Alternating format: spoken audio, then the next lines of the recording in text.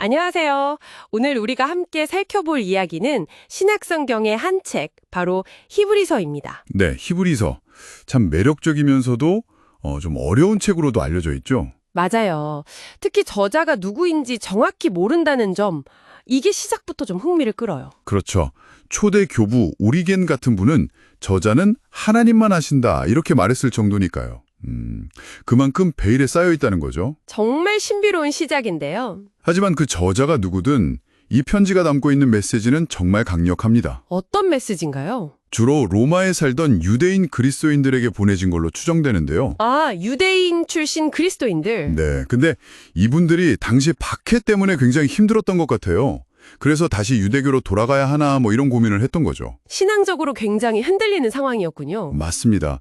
그래서 이 편지는 그들이 왜 흔들리는지 그 근본적인 문제를 짚어주면서 예수 그리스도가 얼마나 뛰어난 분이신지를 계속 강조해요. 아, 뛰어나다, 더 낫다, 이런 표현이 그래서 많이 나오는 거군요. 네, 비교를 통해서 설명하는 거죠.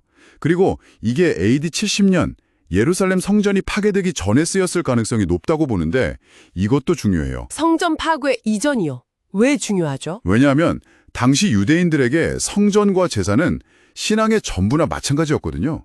근데 히브리서는 이미 그리스도 안에서 더 완전한 제사와 성전이 이루어졌다고 말하고 있어요. 만약 성전이 파괴된 후라면 논증 방식이 좀 달라졌을 수도 있죠. 아, 그렇군요. 시대적 배경이 내용 이게 아주 중요하네요. 네, 그렇습니다. 자, 그래서 오늘 저희의 목표는 이 히브리서를 좀 더 깊이 들여다보면서 그 핵심 메시지, 그러니까 왜 예수님이 그렇게 더 나은 분으로 강조되는지, 그리고 그것이 당시 사람들에게 또 오늘 우리에게는 어떤 의미가 있는지 그 핵심을 함께 찾아보는 겁니다. 좋습니다. 그럼 본격적으로 한번 시작해 볼까요? 네, 이 히브리서를 읽다 보면 정말 끊임없이 비교가 등장해요. 맞아요. 그게 히브리서의 독특한 논증 방식이죠. 구약의 아주 중요한 대상들과 예수님을 계속 비교하면서 예수님이 훨씬 우월하시다는 걸 보여주려고 하죠. 예를 들면 천사들보다도 뛰어나시다. 네, 당시 유대인들에게 천사는 하나님의 말씀을 전하는 정말 신적인 존재로 여겨졌거든요. 율법도 천사를 통해 주어졌다고 생각했고요. 아, 그러니까 굉장히 권위 있는 존재였군요. 그렇죠. 그런데 히브리서는 단호하게 말해요. 예수님은 천사보다 훨씬 뛰어나시다. 왜냐하면 천사는 섬기는 영이지만 예수님은 하나님의 아들이시니까요. 그 신분 자체가 다른 거죠. 아들의 신분, 그게 핵심이군요. 네. 그리고 또 누구랑 비교하죠? 모세와 비교하죠. 모세는 정말 이스라엘 민족에는 뭐랄까 거의 절대적인 지도자잖아요. 맞습니다. 율법을 받고 이스라엘 백성을 이끌어낸 위대한 지도자죠. 유대인들에게 모세의 권위는 정말 대단했습니다. 그런데 히브리서는 모세보다도 예수님이 더 뛰어나시다고 말해요. 네. 어떻게 비교하냐면 모세는 하나님의 집에서 종으로서 신실했지만 예수님은 그 집을 맡은 아들로서 신실하시다는 거예요. 아, 여기서도 종과 아들의 대비가 나오네요. 그렇죠. 모세의 역할도 중요했지만 집 자체이신, 집의 주인이신 아들과는 비교할 수 없다는 거죠. 예수님은 모세가 섬겼던 그 하나님 나라 자체를 가져오신 분이니까요. 와, 정말 강력한 비교인데요. 듣는 유대인 그리스도인들에게는 충격이었을 수도 있겠어요. 그랬을 겁니다. 익숙했던 모든 권위 위에 예수님을 두는 거니까요. 그리고 또 중요한 비교가 있죠. 제사장직 비교, 이게 또 아주 중요하게 다뤄지죠. 네, 이게 어떻게 보면 히브리서의 핵심 중 하나입니다. 구약의 제사장들, 특히 아론의 후손들인 레위계통 제사장들과 예수님을 비교해요. 구약 제사장들은 백성들의 죄를 위해 성전에서 제사를 드리는 하나님과 사람 사이의 중보자 역할을 했잖아요. 맞아요. 아주 중요한 역할이었죠. 하지만 그들의 제사장직에는 한계가 있었어요. 어떤 한계요? 일단 그들 자신도 죄인이기 때문에 자기 죄를 위해서도 제사를 드려야 했고요. 아, 그렇죠. 그리고 죽기 때문에 영원할 수가 없었죠. 계속 다음 세대로 이어져야 했어요. 또 그들이 드리는 제사, 그러니까 동물의 피로 드리는 제사는 죄를 완전히 없애지는 못했어요. 매년 반복해야 했죠. 불완전하고 일시적이고 반복적이었다는 거네요. 정확합니다. 그런데 히브리서는 예수님을 이런 레위계통 제사장과는 완전히 다른 새로운 차원의 대제사장으로 소개합니다. 그게 바로 그 유명한 멜기세덱의 반차를 따르는 대제사장이라는 표현인가요? 네, 바로 그겁니다. 멜기세덱. 이 멜기세덱이 누군지 좀 더 설명해 주시면 좋을 것 같아요. 창세기에 잠깐 등장하는데 좀 신비로운 인물이잖아요. 맞아요. 살렘 왕이자 지극히 높으신 하나님의 제사장이라고 나오죠. 아브라함이 전쟁에서 이기고 돌아올 때 축복해주고 아브라함이 그에게 11조를 바칩니다. 네, 기억나요. 근데 이 멜기세덱은 레위 지파 사람이 아니에요. 족보도 없고 시작도 끝도 기록되지 않은 어떻게 보면 영원한 존재처럼 묘사되죠. 아, 레위 계통이 아니면서 제사장이다. 여기서부터 특별하네요. 그렇죠. 히브리서 저장은 바로 이 점을 주목합니다. 예수님의 제사장직은 아론처럼 혈통을 따라 세습되는 인간적인 제도가 아니라 멜기세덱처럼 하나님의 직접적인 임명과 능력에 의한 영원하고 완전한 것이라는 거죠. 와, 그러니까 예수님은 죄가 없으신 분이고 네, 흠이 없으시죠. 죽음을 이기시고 영원히 살아계시고요. 그렇죠. 그래서 단 한 번의 제사로 우리의 죄를 영원히 속죄하셨다는 거예요. 더 이상 반복적인 동물 제사가 필요 없게 된 거죠. 단 한 번의 완전한 제사. 이게 핵심이군요. 네. 그리고 그분은 지금도 하나님 우편에서 우리를 위해 중보하고 계신다고 히브리서는 말합니다. 구야제 제사장들과는 정말 비교할 수 없는 차원이 다른 대제사장이시네요. 그렇습니다. 그래서 이 더 나은 대제사장이신 예수님 덕분에 우리가 이제 담대하게 하나님께 나아갈 수 있게 되었다는 것이 히브리서의 중요한 선언입니다. 이런 그리스도의 우월성에 대한 탄탄한 논증 위에 이제 그 유명한 믿음장 히브리서 11장이 등장하는군요. 네, 그렇죠. 앞서 예수님이 얼마나 뛰어나신 분인지 충분히 설명한 뒤에 이제 그분을 믿는다는 것이 무엇인지를 보여주는 장이죠. 믿음은 바라는 것들의 실상이요 보지 못하는 것들의 증거니 이 구절이 정말 유명하잖아요. 네, 이 정의 자체가 아주 깊은 의미를 담고 있어요. 실상, 증거, 이게 정확히 어떤 뜻일까요? 그냥 믿는다는 말과는 좀 다른 느낌이에요. 맞아요. 실상으로 번역된 헬라어 히포스타시스는 원래 법률 용어 같은 느낌이 있어요.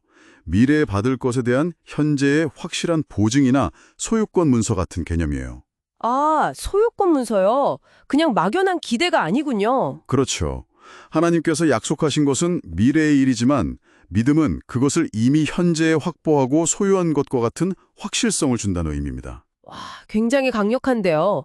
그럼 증거는요? 증거로 번역된 엘렌코스는 보이지 않는 실제에 대한 확신 또는 논증을 의미해요. 눈에 보이진 않지만 영적인 실제가 분명히 존재한다는 것을 마음에 확신하는 거죠. 그러니까 믿음이란 아직 이루어지지 않은 하나님의 약속을 이미 받은 것처럼 확신하고 눈에 보이지 않는 영적 세계를 현실로 받아들이는 것이군요. 네, 정확합니다. 단순한 감정이나 지적 동의를 넘어서는 거죠. 그리고 히브리서 11장은 이 믿음이 구체적으로 어떻게 나타나는지를 보여주기 위해 수많은 인물들을 언급하죠. 맞아요. 아벨의 제사부터 시작해서 에녹, 노아, 아브라함과 사라, 이삭, 야곱, 요셉, 모세, 정말 믿음의 영웅들이 줄지어 나옵니다. 이 인물들을 그냥 나열하는 게 아니겠죠. 그럼요. 이들의 삶을 통해 믿음의 본질을 보여주는 거예요. 예를 들어 아벨은 더 나은 제사를 드렸고 에녹은 하나님을 기쁘시게 하며 죽음을 보지 않고 옮겨졌죠. 노아는 보이지 않는 일에 대한 경고를 믿고 방주를 지었고요. 그렇죠. 아브라함은 약속의 땅이 어딘지도 모르고 떠났고 이삭을 바치라는 이해할 수 없는 명령에도 순종했죠. 사라는 나이가 많았지만 약속을 믿고 아들을 낳았고요. 모세는 이집트 왕궁의 부귀영화를 버리고 자기 백성과 함께 고난받는 길을 택했죠. 네. 이 모든 인물들의 공통점은 무엇일까요?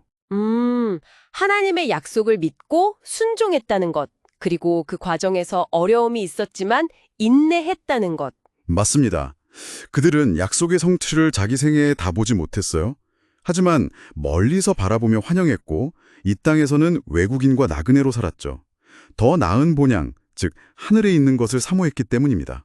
아, 그들이 바라본 것은 이 땅의 것이 아니었군요. 네, 그래서 히브리서 저자는 이 믿음의 증인들을 구름같이 둘러싼 허다한 증인들이라고 부르면서 지금 박해 속에서 흔들리고 있는 수신자들에게 말하는 거예요. 뭐라고 말하나요? 여러분 앞에 놓인 이 믿음의 경주를 이 증인들처럼 인내로서 완주하십시오 하고 강력하게 권면하는 거죠. 와, 단순히 과거 이야기를 하는 게 아니라 현재의 독자들을 향한 아주 강력한 도전이네요. 그렇죠. 이론적인 믿음이 아니라 삶으로 증명된 믿음, 고난 속에서도 포기하지 않는 믿음을 보여주면서 격려하는 겁니다. 듣다 보니 히브리서는 정말 교리 설명에만 머무는 책이 아니라는 생각이 더 강해지네요. 아주 실천적인 권면과 경고가 많아요. 네, 맞습니다. 믿음은 반드시 삶으로 나타나야 한다고 강조하죠. 그래서 히브리서 곳곳에 구체적인 삶의 지침들이 들어있어요. 어떤 것들이 있죠? 예를 들어 형제 사랑하기를 계속하고 손님 대접하기를 힘쓰라고 권면해요. 또 결혼을 귀하게 여기고 순결을 지키라고 하고요. 돈을 사랑하지 말고 있는 바를 족한 줄로 알라고도 하죠. 아, 정말 구체적인데요. 네. 그리고 신앙의 지도자들을 따르고 순종하라는 권면도 있고요. 이런 것들이 다 믿음의 공동체를 건강하게 세워가기 위한 실제적인 지침들이죠. 그런데 좀 무섭게 들리는 경고의 말씀들도 있어요. 특히 한번 빛을 받고 성령을 체험한 뒤에 타락하면 다시 회개하기 어렵다는 그 말씀. 좀 충격적이기도 하고요. 네. 히브리서는 배교, 즉 믿음을 저버리는 것에 대해 아주 엄중하게 경고합니다. 아마 당시 수신자들 중에 실제로 그런 위험에 처한 사람들이 있었기 때문일 거예요. 그 경고는 정말 돌이킬 수 없다는 뜻일까요? 해석이 분분하지만 핵심은 배교의 심각성을 강조하는 데 있다고 봐야 합니다. 그리스도의 은혜를 의도적으로, 지속적으로 거부하는 태도의 위험성을 경고하는 거죠. 구원의 가능성이 완전히 닫혔다기보다는 그런 상태에 빠지지 않도록 정신을 바짝 차리라는 강력한 경고로 이해하는 것이 일반적입니다. 아, 경각심을 일깨우기 위한 거군요. 네. 하지만 동시에 이 경고는 소망과 연결돼요. 아직 기회가 있을 때 돌이키고 신앙의 기초에만 머물지 말고 성숙한 대로 나아가라는 권면으로 이어지거든요. 완전한 데 나아갈지니라. 갓나라기처럼 젖만 먹는 신앙에서 벗어나 단단한 음식을 먹을 수 있는 장성한 신자가 되라는 거죠. 여기에는 지적인 성장뿐만 아니라 선악을 분별하고 올바른 길을 선택하는 도덕적, 실천적 지혜의 성장까지 포함됩니다. 신앙의 성숙, 이게 또 하나의 중요한 주제네요. 그렇죠. 그래서 히브리서는 고난에 대해서도 새로운 관점을 제시해요. 고난이요? 네. 하나님께서 사랑하시는 자를 징계하신다는 말씀이 나오죠. 이게 좀 오해하기 쉬운데요. 벌을 주신다는 건가요? 우리를 미워해서 고난을 주시는 게 아니라 오히려 우리를 자녀로 여기시기 때문에 우리를 더 거룩하게 만드시려고 연단하신다는 거죠. 아, 고난의 성화를 위한 과정으로 이해하라는 거군요. 네.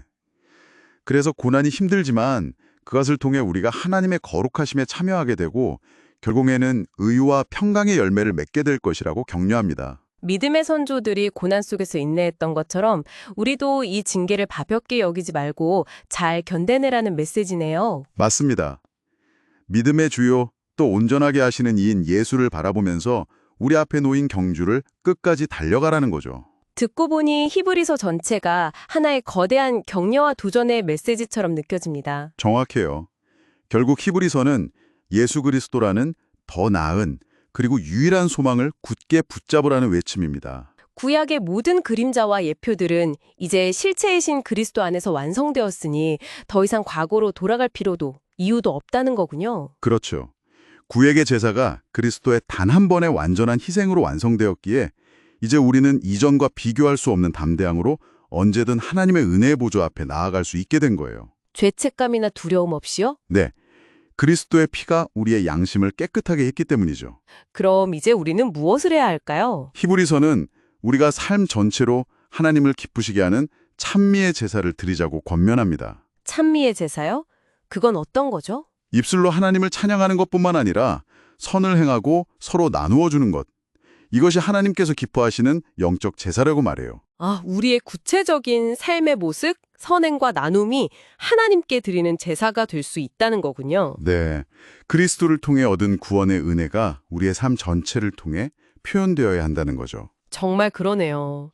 2000년 전에 쓰인 편지인데 어쩌면 오늘을 사는 우리에게 더 절실하게 와닿는 메시지 같아요. 맞습니다. 여전히 우리는 눈에 보이는 세상의 유혹과 어려움 속에서 믿음이 흔들릴 때가 많으니까요. 네, 오늘 히브리서를 쭉 함께 살펴보면서 예수 그리스도의 그 탁월하심과 우리에게 주어진 이 놀라운 구원의 길에 다시 한번 생각하게 됩니다. 더 나은 소망, 더 나은 약속, 더 나은 제사, 더 나은 본향.